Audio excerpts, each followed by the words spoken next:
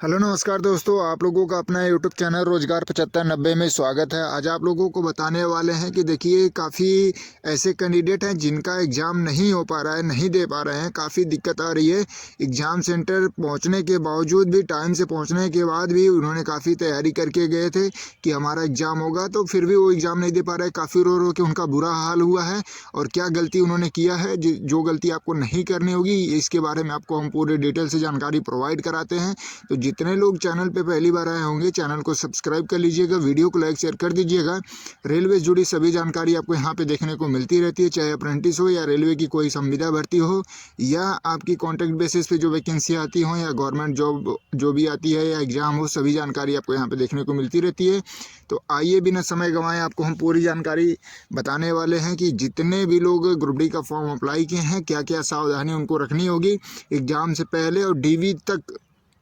तो आइए शुरुआत करते हैं। तो सबसे पहले आपको बता दें कि देखिए, जो लोग एग्ज़ाम दे चुके हैं उनका तो ठीक है, जो लोग एग्ज़ाम नहीं दिए हैं उनको बता दें कि अगर आपका सीटी शो कर रहा है तो ठीक है, नहीं शो कर रहा है तो भी आप लोगों को घबराने की ज़रूरत नहीं है। अभी 16 जनवरी तक एग्ज़ाम चलेगा, बीच बीच में थोड़ा गैप है, तो आप लोग बिल्कुल उसको लेकर परेशान ना होइए। दूसरी चीज़ें, आपका एग्ज़ाम काफ़ी लोग क्यों नहीं दे पा रहे हैं, देखिए बार बार रेलवे कई बार नोटिस भी दे चुका है कि आप लोग अपना आधार कार्ड वेरिफिकेशन करवा लीजिए, लेकिन काफ़ी लोग नहीं करवाए। ठीक है, बहुत पहले का उनका, बहुत मान लीजिए 8 साल 10 साल पहले का आधार कार्ड बना हुआ है, बिल्कुल उसी तरीके से पड़ा है, उसका दोबारा से मतलब वेरिफिकेशन नहीं करवाए हैं लोग, जैसे फिंगर या आईज या दोबारा फ़ोटो भी चेंज नहीं करवाए हैं, तो काफ़ी फ़ोटो भी पहचानने में दिक्कत हो रही है, फिंगर मैच नहीं कर रहा है।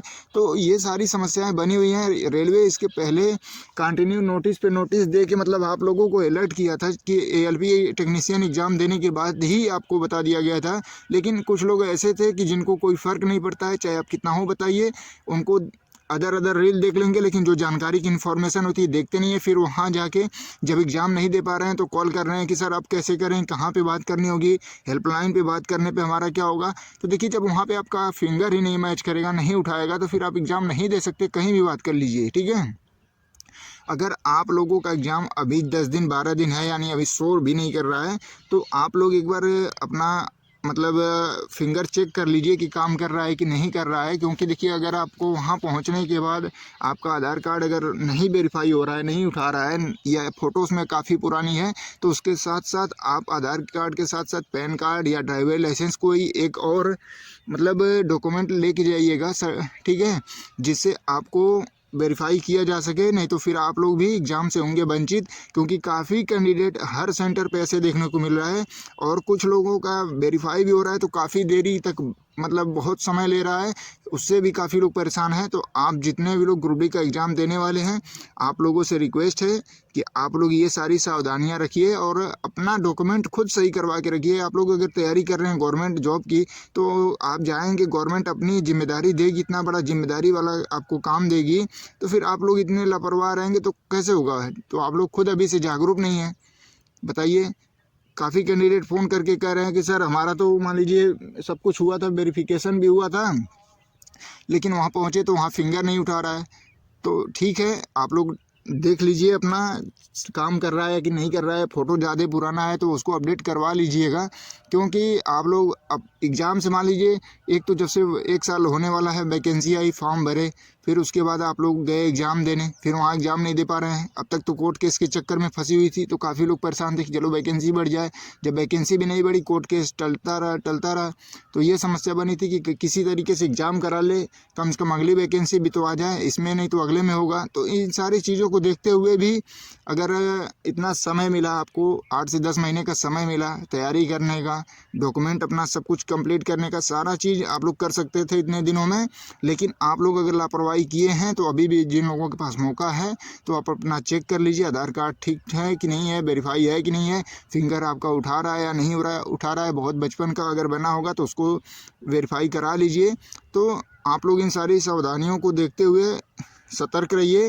क्योंकि अगर आप एग्ज़ाम सेंटर पे पहुंचने के बाद अगर एग्ज़ाम नहीं दे पाएंगे, इतनी मेहनत से तैयारी करके पहुंचे होंगे, फिर सफ़र करके गए होंगे, इतने दिन से बाद वैकेंसी आई, तो सोचिए कि आपका कितना नुकसान होगा, और जिन लोगों का नुकसान हुआ है उन पे क्या बीत रही है।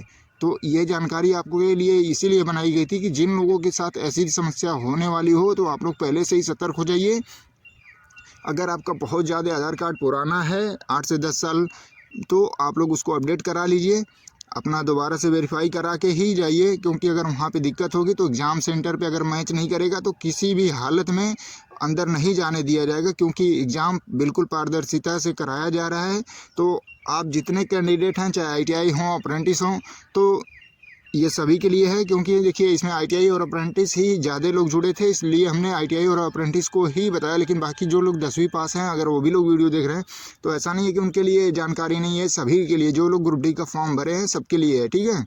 तो आप लोग इन सारी सावधानियों को देखते हुए अपना आधार कार्ड सही करवा के ही जाइए, कि दोबारा से आपको दिक्कत ना हो, एग्ज़ाम सेंटर से लौटना ना पड़े।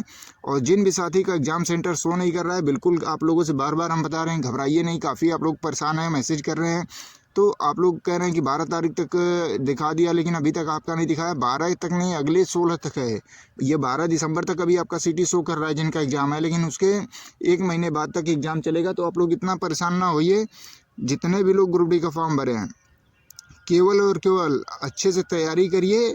और देखिए, आपको एक चीज़ बता दें कि जो जीके जीएस का आपका 20 क्वेश्चन था, उसमें पूरा टोटली करंट अफेयर्स आ रहा है। तो टोटली करंट अफेयर्स पढ़िए।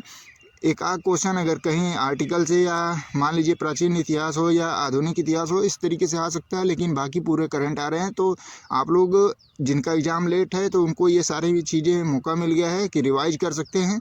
तो अभी आपके पास समय है, डॉक्यूमेंट सही कराने के साथ साथ अपनी तैयारी में कंटिन्यू लगे रहिए, और इसको पहला और आखिरी मौका मान के अपनी तैयारी करिए। और एक चीज़ और बतानी है कि जो अगली वैकेंसी आनी है, उसके लिए भी काफ़ी लोगों को अपडेट दे दें पहले से, नहीं तो काफ़ी लोग मिस कर देंगे। तो जितने लोग अभी तक 2025 का मतलब अप्रैल के बाद का कास्ट सर्टिफिकेट नहीं बनवाए होंगे सेंट्रल लेवल का, तो बनवा लीजिएगा, क्योंकि ये जो वैकेंसी आएगी इसमें नया कास्ट सर्टिफिकेट लगेगा। फिर आप लोगों को काफ़ी दिक्कत होगी। पुराना वाला आप लोग लेके परेशान रहते हैं, फिर बोलते हैं सर हमारा तो अभी इतने दिन में बन नहीं पाएगा, तो फिर कैसे अप्लाई करें।